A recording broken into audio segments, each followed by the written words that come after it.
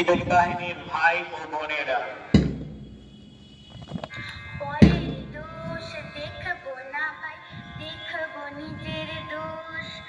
তাইতে মোরা শান্তি পাবো, আমরা পাবো রে সন্তোষ। পরের দোষ দেখবো না ভাই, দেখবো নিজের দোষ। তাইতে মোরা শান্তি পাবো, আমরা পাবো রে সন্তোষ।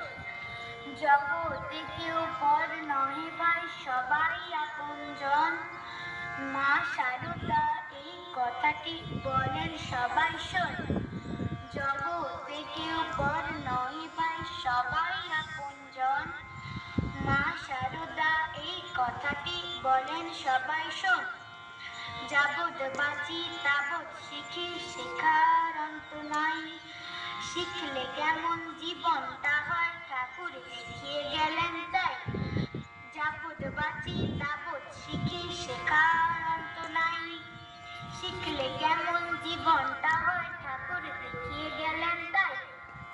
দেখতে হবে, শুনতে হবে, জানতে হবে, মানতে হবে, বিবেক বিচার করতে হবে, মন্দ বেঁচে ফেলতে হবে, ভালো যা তা নিয়ে মোদের মানুষ হওয়া চাই। দেখতে হবে, শুনতে হবে, জানতে হবে, মানতে হবে, বিবেক বিচার করতে হবে, মন্দ বেঁচে ফেলতে হবে, ভালো যা তা নিয়ে মোদের মানুষ হওয়া চাই।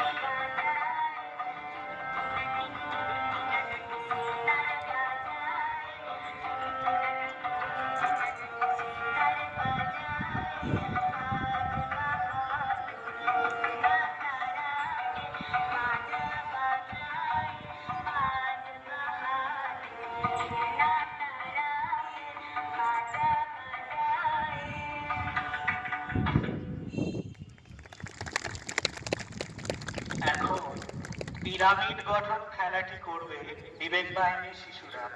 বিবেক বাহিনীর খেলাগুলির মধ্যে যেমন শরীরচর্চা হয়, বুদ্ধির বিকাশ হয়, স্মৃতিশক্তি বাড়ে, ঠিক তেমনই একে অপরের সঙ্গে মিলেমিশে কাজ করার শিক্ষাও তারা এখান থেকে পেয়ে থাকে। এখন আমরা খেলাটির নাম হচ্ছে পিরামিড গঠন। খেলাটিকে একে দুটো দলে ভাগ করে দিয়েছি। বলো এক, এক, দুই, তিন, চার, পাঁচ, ছয়, সাত, আট, নয়, 10, 11। আচ্ছা, তোমরা 11 জন করে আছো এক একটা দলে। এই দলটার নাম হচ্ছে নিবেদিতা দল, আর এই দলটার নাম হচ্ছে সারদা দল। তোমাদেরকে কি করতে হবে, এরকম করে পিরামিড গঠন করতে হবে। যে নাম্বার বলবো সেই নাম্বার ডান দিক দিয়ে ঢুকে নিজের জায়গায় দিয়ে ঢুকে, যে দল আগে পিরামিড গঠন করে নিজের জায়গায় যেতে পারবে সেই দল এক পয়েন্ট পাবে।